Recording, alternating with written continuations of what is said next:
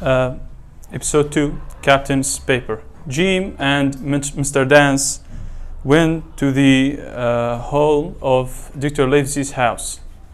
And Dr. Livesey had dinner with the squire. Then a servant led them inside to the great house. And then when Squire and Dr. Livesey smoking pipes next to fire, the squire was a tall, strong man with a very black eyebrows, moved a lot when he spoke. Then he said, "Come in, Mr. Dance." And doctor said, "Good evening," and asked, "What brings you both here today?" Then Mr. Dance stood up and told the story, and while both men listened and interested and very excited. After he had finished, the doctor asked Jim that, "Do you have this thing that Mr. Dance talking about?" And he said, Here is it. Here is it. Here is it, sir. And then, as he gave it to him, the doctor put it carefully in his pocket. Then told Squire, "I think Hawkins should stay at my house tonight, and Mr. Dance will go home." That night he ate a wonderful dinner. Jim ate a wonderful dinner, and while they were talking about the terrible Captain Flint. And Squire said that, "Have you heard about this man Flint?" And told about him, described about him, he was the most dangerous pirate that ever sailed, and he see his ship that painted with black eyes on it. And then doctor asked, "But did he have money?" And Squire cried, "Money? Haven't you heard about his story?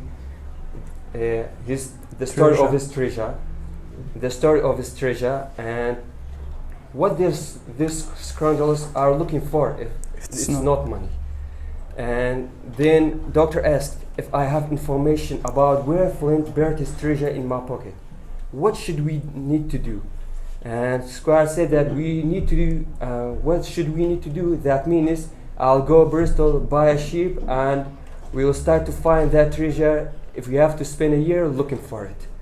And then doctor took out the pocket that covered with clothes, and that covered with clothes, put it on the table in front of him, and said, "If James agree, I'll open it." When they opened the pocket, there were two things inside of the pocket: a rolled up map, a rolled up paper, and a book. The book was Billy Butt's account book, said Squire, and inside were full of dates, numbers, and names. Yes. Names was the ship that he sunk, and the numbers was the money that he took from them. Then and doctor carefully opened the rolled up paper, and they saw a map. On a map, that map was an island map, and it was complete with latitude and longitude, and there were hill and base on the map, and fully notes back to the paper about how to get the ship in safety to that island. And there were three in the middle of the map. There were a hill named the Spyglass, and there were three red crosses on the map. The first red cross, right on next to it, the bulk of treasure here, and the second red cross was buried on silver, and the third was some pistols and guns. And the two gentlemen were very excited of this map, but Jim did not understand anything.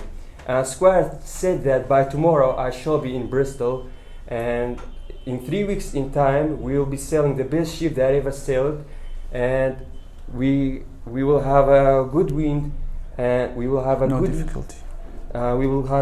wind, a quick voyage and no difficulty, and with the most efficient crew in England. and he decided that Jim is better to be a cabin boy, and Dr. Livesey will be the doctorship, and he chooses himself to be the admiral. Then he's gonna take his men. He takes his men, Red Rose, Joyce, and Hunter 2. Hunter 2 to get with them, and doctor asked Trelawney, said Trelawney, I think I'll go with you, and Hawkins too, but there's one man I'm afraid of. And the squire, who's that, Livesey, asked it with a troubled look on his face.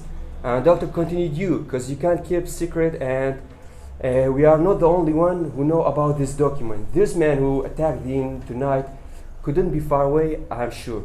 And according to Jim, they want that money too. So we must be very careful and not saying out a word about this until we are on our way. And Squire said, Livesey, you have a point. I'll be as silent as grave, and I will not say any word. Then the second episode in this year. Thanks to you all.